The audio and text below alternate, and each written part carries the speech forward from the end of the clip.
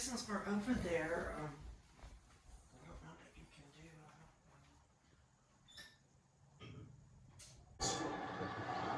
Bye, Kitty, love you. Where is Kitty? Condo. Kitty, Obviously no shortage of paint in this town. Isn't that special? Look at that kitty. Little paw on his condo on the second floor. 83 degrees Fahrenheit. We're at 211,397 miles on the odometer. It is April 14th, 2024. And you guessed it, beautiful Linda. And I am Cole. Welcome to the exciting Please Subscribe show. I had someone the other day, make some type of comment that was like, your show's real. You guys don't need Disney World. And oh, how that it kind of maybe, I don't know. I guess the Disney World aspect, it would be a very real video. I don't know what it would be like. I don't know if the U.S. Marshals would show up at Disney World on some of the rides, and maybe ATF and all those fun people walking around. Nobody on the highway right now. April, let's see. Yeah, 1 o'clock. Just bare. All right.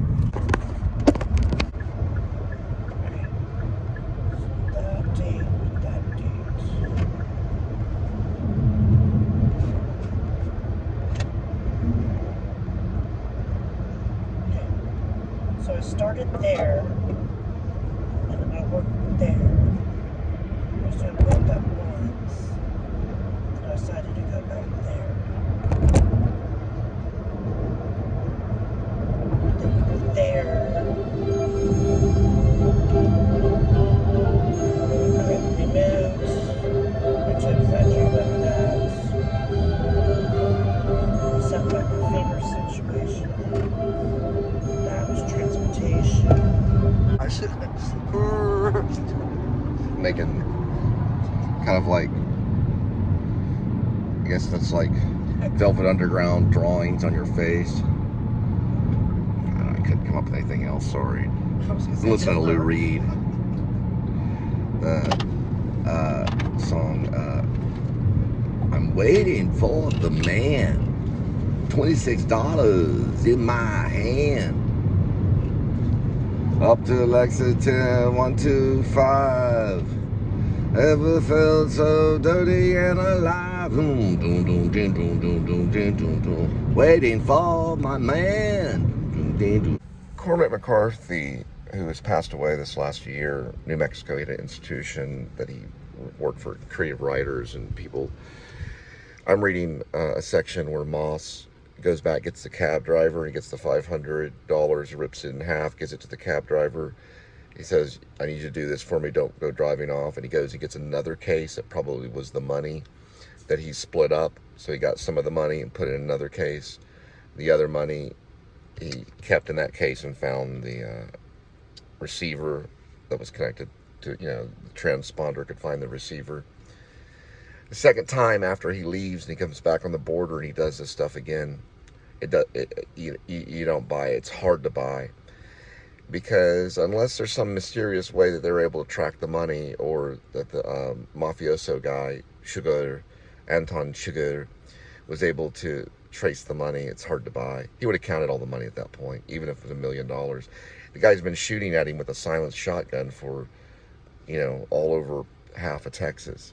I don't buy that section. Even though Cormac McCarthy, who was raised Catholic, great writer when it comes to structure and ritual and all that stuff, that he's learned from being a Catholic and being a writer and a serious person about the story and everything. The dialogue's still real. I buy all the dialogue, and I buy everything to that point. To that point, he would have counted all the money and found another receiver.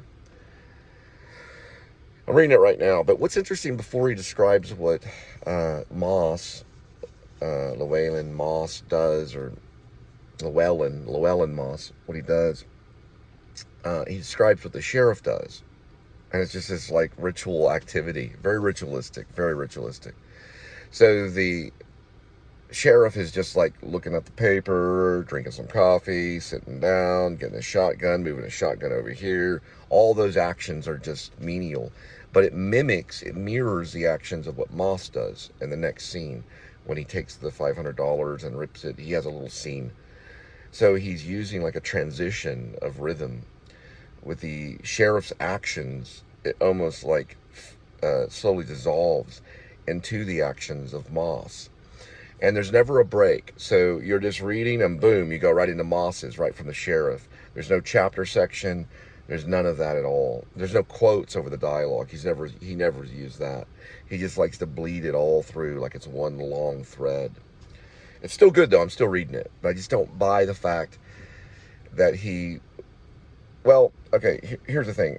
I don't know. I have to continue reading. I don't see how else Anton Chigurh could have found him. He was finding everything with the transponder. So maybe if it was bad coincidence or something, I don't know. We'll find out.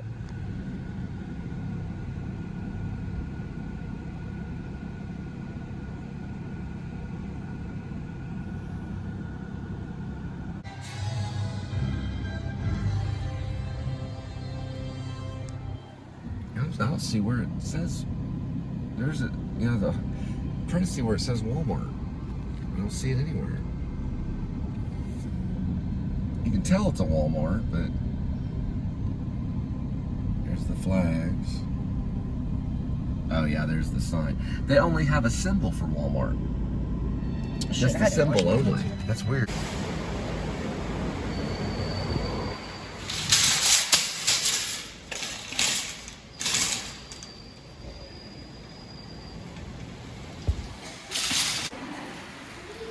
All right, looks like we're going for the hamburger meat for $2.99 a pound. We're budgeting big time right now. Oh, you got this stuff right here. Cell phone too, dear. Okay, I'll get it. All right, so Walmart, yeah, the I guess it's called hamburger meat is actually at Kroger at $2.99. Here it's a little more expensive. Probably just gonna get the bare minimum. Sample could be.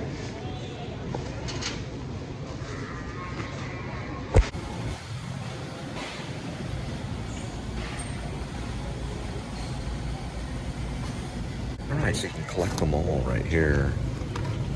Little snack things right here. Good for kids and stuff. I think this is the Paw Patrol stuff. Minnie Mouse. The whole.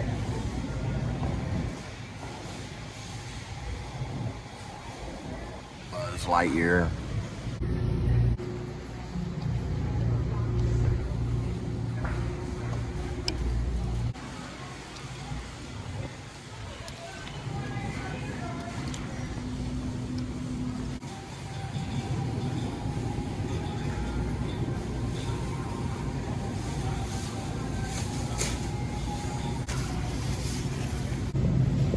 And these will ripen after a few days. So he likes gravy. Right, but he's gonna like it cut. That means cut like this. This is the tuna. He doesn't have any problems with that. Occasional beef. What? That's beef. Oh no, that's salmon. That's like an indulgence. Yeah, with the extra gravy. Yeah, we might try him out on this. Does it say cuts or anything on it? No, you always buy those. That's like a new edition. Who likes those? Okay, Sheba indulgence. We'll get him a couple of them.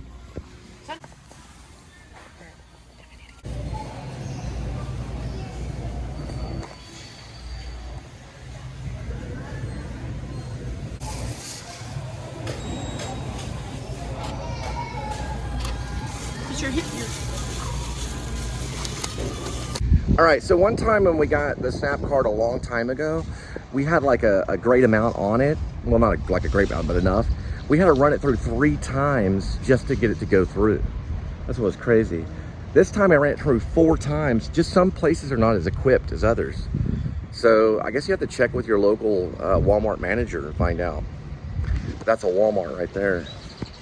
That adds Now this up. time it wasn't as much on there on the Snap, so you may have to have the exact amount or under. I don't understand. But one time we had enough, so I checked the app, but there was enough. It didn't take it the first time, the second time, and finally the third time it went through, so it kind of lags. But there's been times at Walmart where it wouldn't take any type of card any time, you know. It just said return payment is all it said. It didn't say decline, it said return. Then I switched it over to another card, and I guess we're okay. But you need to watch out on these Walmarts because you can snap out.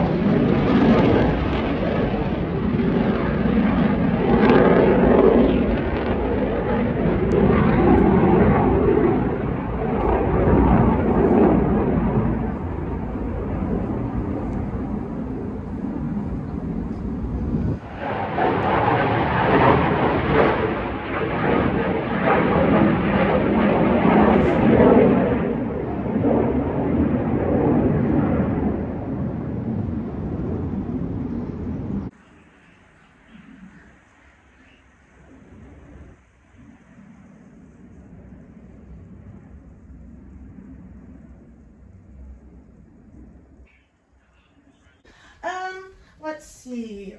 Let's see. You have any time available tomorrow? Monday? Tonight? No. No, tomorrow. Yes, John, our assistant store manager, is here tomorrow from 12.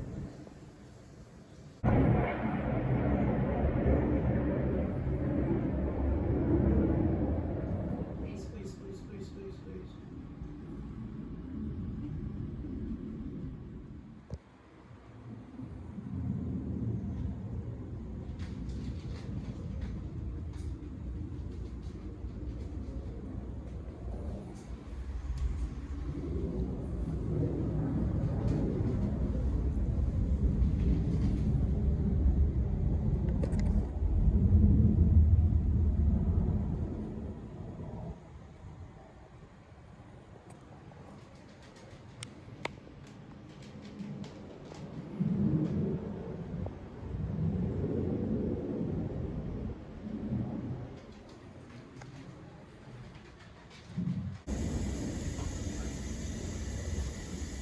All right, this will be the second part. It's 85 degrees Fahrenheit.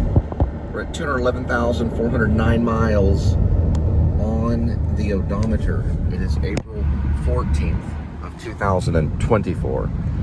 Well, so far everything's quiet on the western front, but eventually there'll be a vlog. I don't know how soon, but it'll be like an exterior vlog, kind of what I did with the mansions at Sunset Ridge, which that wasn't as much drama as this one. This became more dramatic.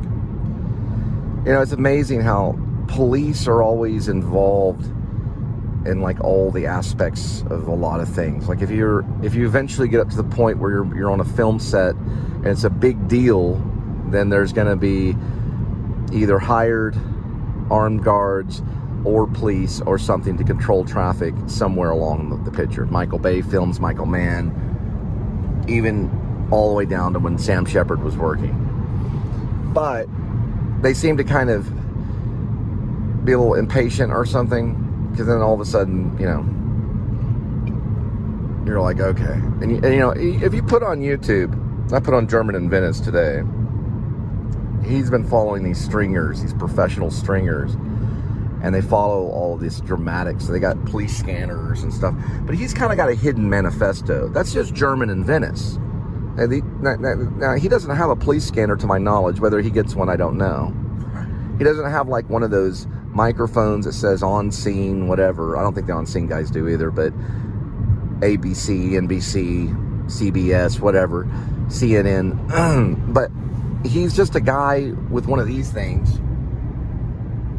Or maybe he has a camera, I don't know. He could always bust out with the camera like Adam the Woo or whatever. I would never imagine Adam the Woo down in the bushes with AR-15 bullets flying around, but that's what German in Venice was up to. He got cornered and he got close, a very war zone kind of thing. And the other guy, Scott or whatever his name is, the guy with on-scene camera, he's a stringer. Netflix had a show called Shot in the Dark. I think he might have been on that, I don't know for sure. Someone like him was. He certainly could be on a sequel. You know, it takes him out to someplace off of Marina del Rey. I used to walk around Marina del Rey all the time. I got a friend named Hans.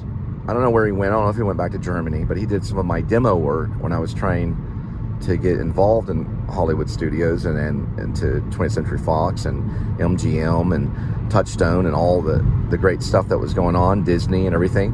When I went out there, Marina del Rey is kind of a central point. It's very nice. If I'm not mistaken, I think Bukowski wrote about it in the book Hollywood. I think it was Marina del Rey or something like that. Anyway, he got pinned down there, and there was an active shooter, Asian guy. They got him to surrender, and so I don't think there was anybody hurt, or that would have made national news. But it definitely made the local news. Marina del Rey would have watched it, and Los Angeles might have watched some of it. It came all the way here to Texas and Fort Worth, and I watched it. You know, the footage. But, you know, like I said, they're always somewhere around. So you can't really be against them, but you would be kind of a nut if you were completely for them. Like Donut Operator kind of defends them. Oh, this guy, he shouldn't have had something that looks somewhat like a gun. Now, there was a young kid just the other day, a black kid, that had a fake gun in his waistband. And that shows how fast they make a decision to draw, a quick draw, to kill somebody. And that needs to be investigated. Now, that cop is on administrative leave. He drew too fast, shot the kid in the hand. Thank God it wasn't anywhere closer, or we'd have big national news of another teenager killed by police over a toy gun. This has been going on all the time, and even in Die Hard, the movie with Bruce Willis, the cop there talks about it. He talks about something that he did. He drew on a kid that had a toy gun and killed him. That made a fictional movie script that actually these things have been going on for a long, long time. And it's just the way that the war on the citizens are. Now, there's no reason to have to carry around a toy gun. You know, that's a phone with the black otter cover. But then again, even if I didn't have a phone, you can have, like, I don't know, anything. You know? And the kid had a toy gun in his waist. He pulled it out because he was afraid when the cop got there. He was probably trying to throw it down. And he got shot in the hand. He fell down screaming, "It's a fake gun, it's a fake gun, it's a fake gun." And it turned out to be a toy. So that's what I'm saying, you know. We need special unit victims that can call in to bring the guns in and just give them stun guns. Because a stun gun still would have done something, but it just would have stunned them, you know? Because it's wrong for a person to have to go around and have a device that can take someone's life away very, very quickly, and for some stupid reason like a toy gun or whatever. I have not finished the play. I mean, I finished the play. I finished writing the play. I finished even doing a production of it. I did a radio play, or it was a SoundCloud from the SoundCloud Theater Studio, the SoundCloud Studio Theater Group. Their SoundCloud Studio Theater Group is my group that did in-store. We did 3 plays. We did Hidden Drive, we did a Russian Butterfly, and in-store. And I was going backwards, going to do in-store first. I might do another segment of in-store because it deals with some of the stuff that I'm talking about, which is important. So butterflies are here, and butterflies have been on the planet for a very long time. I don't know if they're one of the older insects or not. I don't know how they came about, but the butterflies are here until, I think, today.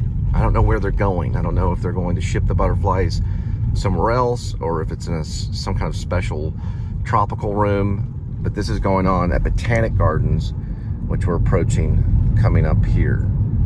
Dinosaurs are here also till May 30th. It's $12 to see the dinosaurs. It's going on right there. Butterflies in the garden, Botanic Gardens, April 14th, which is today. It's the final day for the butterflies. Then we have the dinosaurs, which are going to be there until May, till the end of May, which is another month of dinosaurs. Looks like we've got some people trying to go in there. That's probably just rideshare. That you can't go into right there. Right over here is dinosaurs. They're in the garden somewhere. They've been there for quite a bit of time. We have different theories about dinosaurs. I don't want to get into the whole age thing. Get a big religious debate. People yelling about dinosaurs and men. But anyway, they're probably preparing for the dinosaurs or butterflies, that's the new entrance to the Botanical Gardens to me. It used to be the other one, that was the old one. All right. Now we've got 2 musicals. Okay, so we're going to do Mary Poppins Jr. They're doing that coming up soon. Then June, we're going to have Grease. So Grease was made famous by John Travolta and Olivia Newton-John. They had a vinyl album out.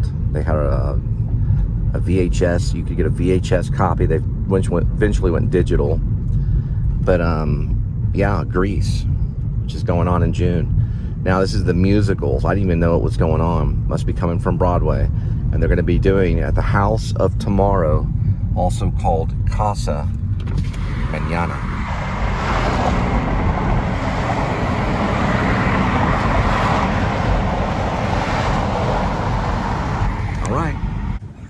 All right, 537, 2.6, first one.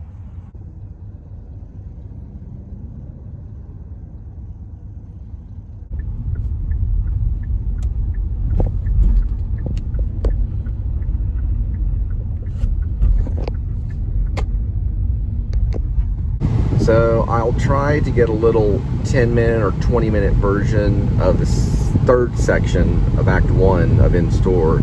Last time I believe it had the song by Eminem, Walk on Water. I think it was featuring another artist. Yeah, that was on it. It did get a copyright hit. So we'll try to finish up Act 1 of In Store and post probably I'll have to look. I have it marked on the next post. And then what I'll try to do is do Act 2 of In Store just in one post. It'll be like a radio show. You'll see it. It'll be the device recording like this Bluetooth speaker. I'll probably have it just recording the laptop, because the laptop actually has a pretty good speaker, and it does pretty well on that.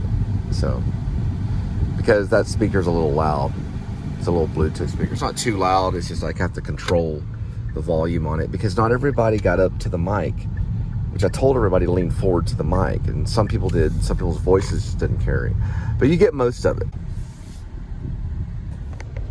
My Little Pony.